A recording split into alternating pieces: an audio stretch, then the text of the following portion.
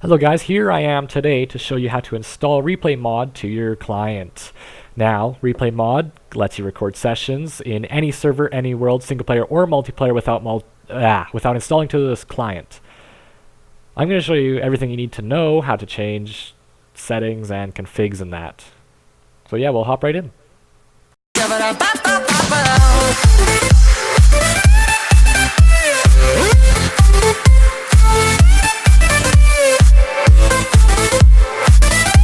Hello guys, what's going on? So here I'm going to show you, well, you already saw the intro I guess, but the microphone didn't record the first time, so this is Replay Mod, and what we're going to do is, it works on multiplayer, so we're going to go into multiplayer, we're going to click the direct connect, obviously we're going to Mineplex to show you that it works on any server. Now, when you install it properly, the installation process will be the end of this video.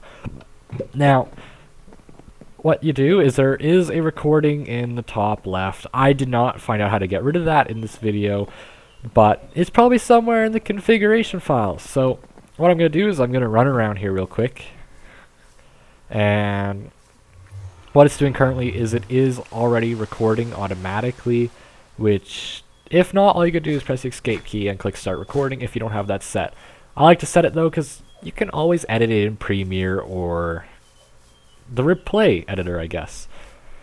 So we're running around here really quick, and this whole time it is recording basically a giant area, I'll say.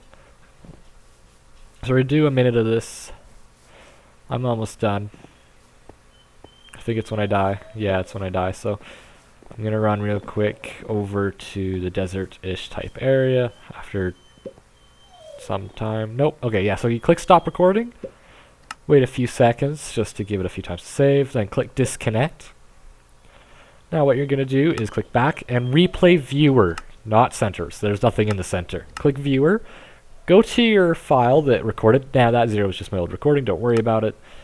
1 minute 09 seconds, that was my recording time. Now this is the editor, WASD lets you move. F1 disables the HUD so you can view everything, but you can't really do much for the recording there. Now, nice thing about this is it has full player tracking, and you can follow the character around. You could track people if you want to. This mod saves everybody's player data essentially, so you can, well, not their player data, but you can see where they are. Now, in this menu, if you press T, it brings up your mouse, and you can interact with the GUI. If you press the escape key, it will disable your mouse and you can move again. So that's the timeline bar of what I have recorded. That is the timestamp bar, which is the one below. So the one above you can move to a certain time zone type thing. It's a pretty cool process. Puppies, I hear you. Now, there's an add position keyframe and add time keyframe. I usually use both. The position sets your position, the time sets the time. Now, you can drag that bar along, and you can set a new point. So, 11 seconds in, or 10 seconds in, that's 10 seconds of the render time. The top, it will not, if you keep the top in the same spot, it'll take 10 seconds and nothing will happen. So, you can move the camera, and if you press T again, you can bring up your mouse and you can use those again, set up another point, rinse and repeat, and you can get some pretty good process after that. So that's basically what I did the entire time, was rinse, repeat, set a position, and it was really nice. So it's pretty cool, and it does not render the HUD at all, so don't worry about that chat being in the way in that. Yeah, you can also rotate with J and L, so you can rotate the entire camera, which is pretty cool for effects. Z does shaders. Now one thing you have to do is L will not work right away probably. Check what your advancements is. My advancements was originally set to L, so I would tap it and it would keep rotating to the right because it's a double key. It breaks things on most games that have a double key. So you can fix that just by changing it to a random key that you don't use. K resets the rotation, and it's really simple. There's a ton of online tutorials that are probably way better than mine. The site that this mod is on actually has its own tutorial with it, basic tutorial, and it's a pretty amazing process. So yeah, you can change speed as well. So you can change speed when you render. This is the rendered view, which is that second button. The third button at the very bottom left has all the controls. So you can take a look at that if you want. So yeah, we have a very fast now. Speed can also be changed depending on how your time is set. So if you're trying to do a 10-second video but you fit it into a 3-second time frame above, it's gonna play slowly. Or if you did a 10-second time frame on the bottom but a 30-minute skip on the top, it's gonna go super fast. So set your speed for what you want. Those are all the controls: capture thumbnail, play, pause, replay, reset. There's pretty simple. There's also a render button, which didn't work for me right away, but when you click, okay, that plays the animation obviously. Okay, puppy, shush. When you click render, you can change your output file. So if you click there, you can set it to whatever drive you want. I set mine to my D drive because that's where I put all my videos, because I don't have enough storage on my solid state. Now you click save, and then you can click render. I'd leave everything at what it is, 60 FPS for frame rate, and then click render. Now it didn't work right away, but I'll show you at the end of the video what I did wrong. Now when I do fix this problem, I'll show you what I did. Now here we are, I fixed the problem, and now it will render. And it doesn't take much time at all. It's pretty cool. This is actually the render you saw at the very beginning of the video, and this whole video has been rebuilt with Premiere Pro. So this video is fully editable obviously after, and it's just a really good cinematic camera mod tool that is really advanced. So, and this is 60 frames a second. You could obviously put it 30 and it would render in twice the time essentially. This is on a GTX 1060 i7 7700 HQ. So I don't know what my computer's using, probably the CPU. If you have a good CPU, it'll render faster.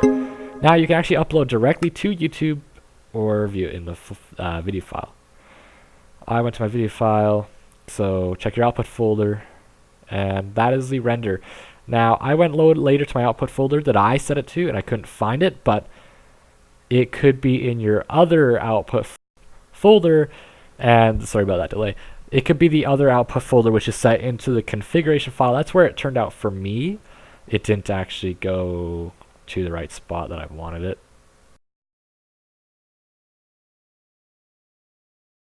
Hello guys, welcome. This is the Replay Mod website. So this is going to show you how to install everything.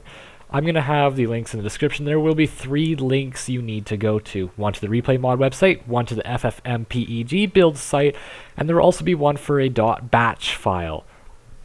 I recommend downloading the batch file, please, because you're going to need it, and you may as well, because I bring it up later in this video section, because I forgot a few things like a dummy. So what you're going to want to do is click download now. What you're going to want to do is right click on both of them, those little links that I show you, open a new tab, and open a new tab. So go to both of those, and the Fabric API, download that, and same with the plain Fabric, download that as well. You're going to want to download it for vanilla. You do not need it for server or multi-MC, just for vanilla. After you have those downloaded, you're going to want to head on over to the FFM thing. And it took me forever to explain this. I don't know why. Like, jeez. So yeah, latest release, download that. You can skip ahead or find another YouTube video that probably explains it better than me.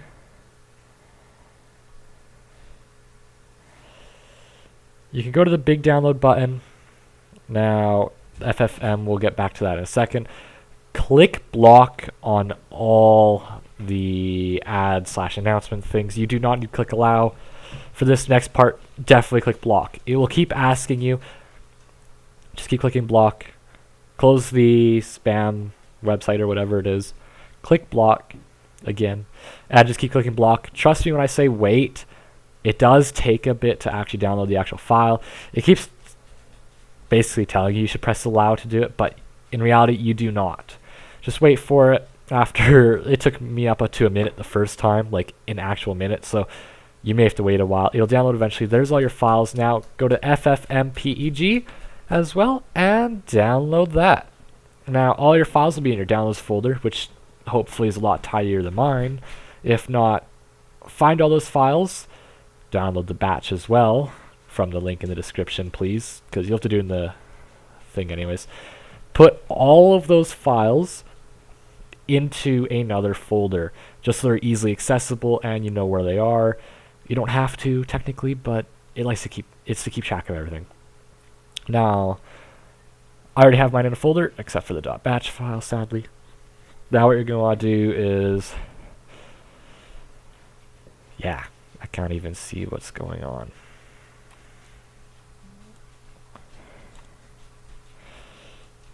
Yeah, install for client, because server, you do not need to install for server, because you can join any server. Even if you host your own server, you do not need it. I don't know why it gives you the option. I think it's because it's just a .jar file, maybe a modded type of forge or something, I don't know. It should automatically be to your Minecraft directory, and you can use other mods with it. Those other files that I was showing you, I can't see it, so I can't even explain anything. It's so hard. Copy both those files, go to app data percent app data percent, go to .minecraft and go to your mods folder and paste them in there. That will put those mods in there with your other mods. Now, you want to paste those to whatever instance you're using. So if you're using a modded client, like let's say Forge or Twitch, let's say you're using Twitch and downloaded a mod pack, you're going to want to go to those folders where that mod pack is and put it in that one, because this mod will work with other mods. It doesn't interfere with them, it doesn't break anything, it's really cool. So put it in the instance you're using and you want to have that camera mod working on. Now go back to that folder where you had everything, which I believe I go to, hopefully, if I remember correctly, which is in the Documents tab. Come on. You good? Okay, there we go. I could have done a better job. Yeah, if I had my old original voice. So that FFM we downloaded, you're going to want to extract it. Now extract it to any folder anywhere on the computer. Just put it wherever you want. Hey! No fighting. Now, you see a batch file in there? That wasn't there before. You will not see that when you go in there. So what you gotta do is, this is where you gotta download it.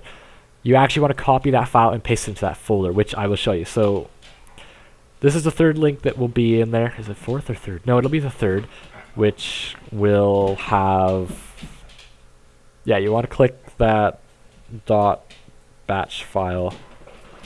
If you follow these instructions, they should work. I got really confused on it when I probably shouldn't.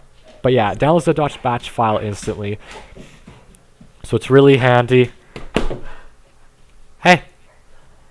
No fighting, please. So the .batch file will be downloaded. Now you can go to your downloads folder or wherever you put that batch file. You want to copy that batch file. So find it, Austin. Come on. Find it. Oh, he found it. Yay. Now, you're going to want to go to your main folder. Just paste in that folder, double click it, run it, and it will install the FFmpeg. Now, the nice thing is, that's everything done. So after that, you can load Minecraft and it should be working.